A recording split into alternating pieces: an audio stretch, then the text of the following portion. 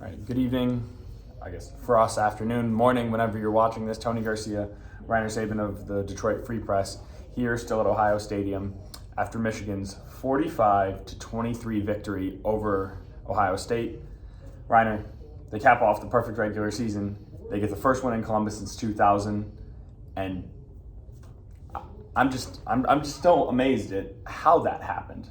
And almost that it happened, considering Blake Corum and everything that came coming into this game.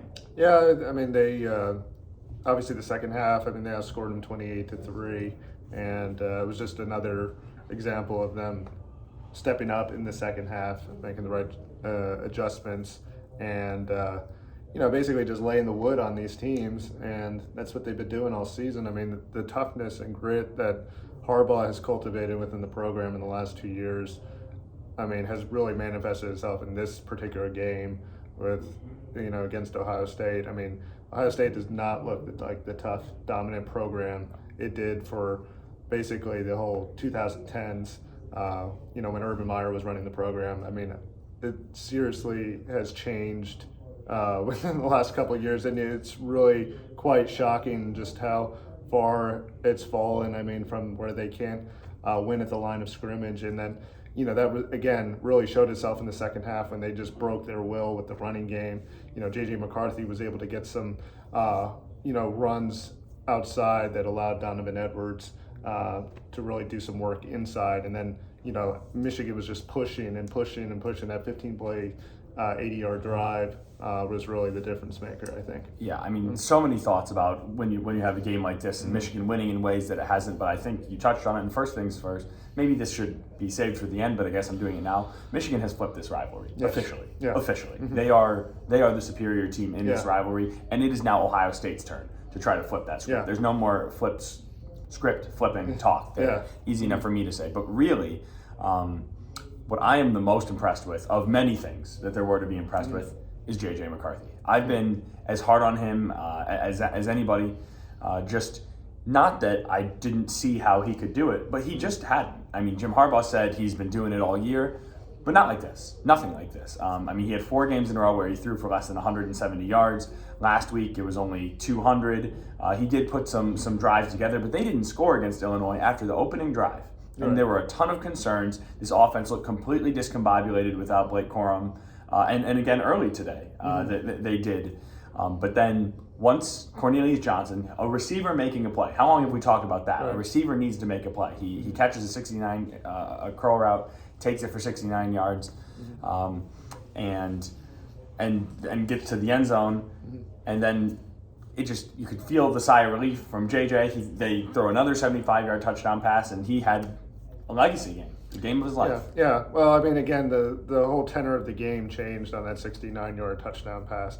Why, Jim Knowles decided to call an all-out blitz on 3rd and 9 in a situation where, McCarthy up until that point had only completed 3 of his first 10 passes for 48 yards was bizarre. I mean, that changed the whole dynamics of the game, gave Michigan new life, gave J.J. McCarthy the confidence he needed to kind of carry it through the whole way. And I mean, it just, snowballed from there really for Ohio State. I mean, I think that, that moment, Michigan punched back and all of a sudden they're tied 10-10.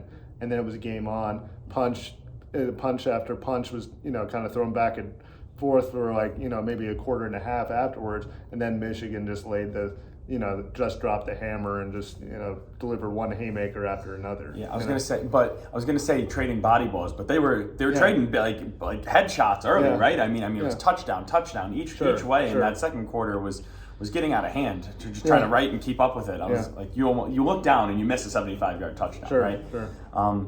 But then on defense, another thing that I was wrong about or unsure about, and that they proved to me today is I wondered. It's easy, well, not easy.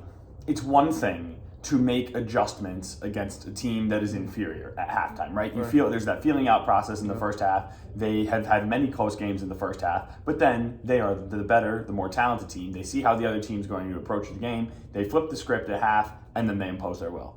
I was like, Ohio State is not Michigan State or Maryland or even Penn State. I mean, it's a team with theoretically better coaching, with certainly more talent, and you can't just do what they just did. I was like, you can't just do that against Ohio State, but apparently you can. Well, yeah, and I think Minter did a couple of good things. I mean, he had a couple of the linemen drop back into coverage, which kind of disrupted the inside slant routes and Braden such. McGregor and on the third down. Yeah, I mean, that was just, again, smart play where they're, faking, maybe bringing pressure and then they drop back all of a sudden. And that's the kind of stuff that maybe again, Don Brown, back in, 2018, when they gave up 62 points, I mean, they're running mesh routes and man stuff, and they're just not showing multiple looks. And that's where that defense comes in. And then again, the coverage was, again, really solid across the board. I mean, they weren't really getting that much pass rush. I mean, C.J. Stroud had a lot of time back in the pocket, and he still couldn't find anybody. With the best receiving core.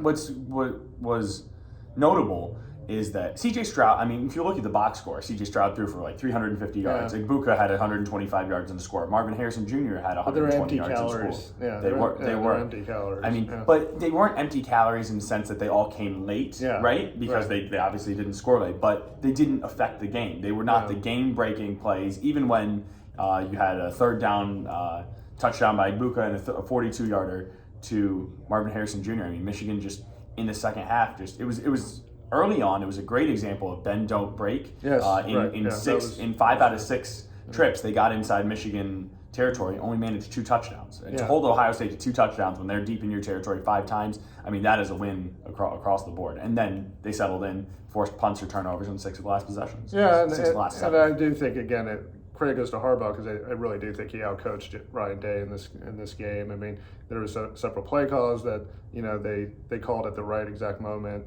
And also just even some of the decision making that Day did, it was kind of somewhat, passive and maybe not as aggressive as Ohio State used to be. It almost seemed like he was playing not to lose instead of trying to win. The punts in the third quarter. Yeah, I think that just, kind of really drained the confidence of Ohio State. When C.J. Stroud went to the sideline after one of those punts, or before one of those punts, and basically was like, what are we doing here? That was kind of indicative of what was going on with their mentality. And right after that was when it really kind of settled in, where their confidence was completely shaken and they looked depressed on the sideline.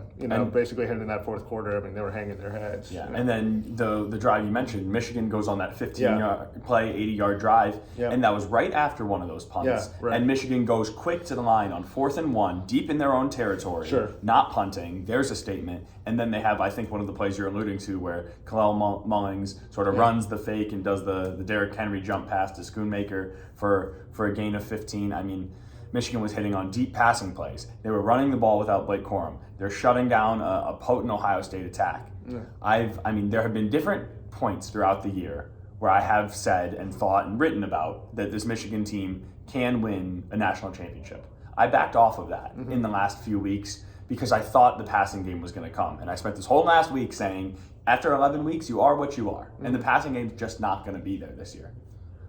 Yeah. I think that it doesn't mean they will.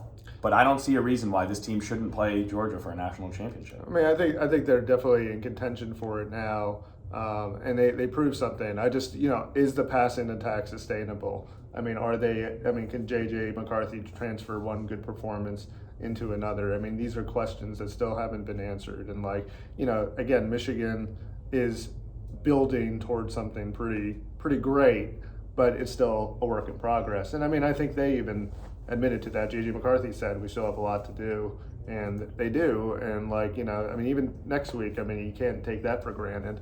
I mean, who knows? Illinois brought them to the wire. And at home, or Michigan, this is a neutral site game. So, it just depends on matchups and what team is, going to be facing Michigan. And so, all that stuff plays even into the CFP. And so if Michigan gets a favorable matchup, sure. They're very much in line to possibly contend for a national championship. I just don't see anyone who isn't a favorable matchup short of Georgia. I think Michigan is the second best team, and you're a better man than me, and you'd make a much better coach, making sure you don't overlook Purdue, because in my mind I see that as, and maybe it's not quite the beatdown that they put on Iowa last year, but it might get something like that. I think Michigan is now with this at their back. They're just full steam ahead. Yeah, and I think, playing a team like Ohio State before you play a team like that, it helps. I mean, because they also like to throw the ball around. Yep. Yeah. It certainly does that. 12-0 for the first time since the 1997 national championship season. Did you book your hotel in Indy yet? Not yet, but it's going to be happening. So I booked mine last week just in case, and sure enough, here we go. So for Reiner, I'm Tony. Ton of coverage coming up on Freep.com. Sean Windsor was here with us. He's busy working on a column, so you'll have a lot of his thoughts as well. Thank you for watching.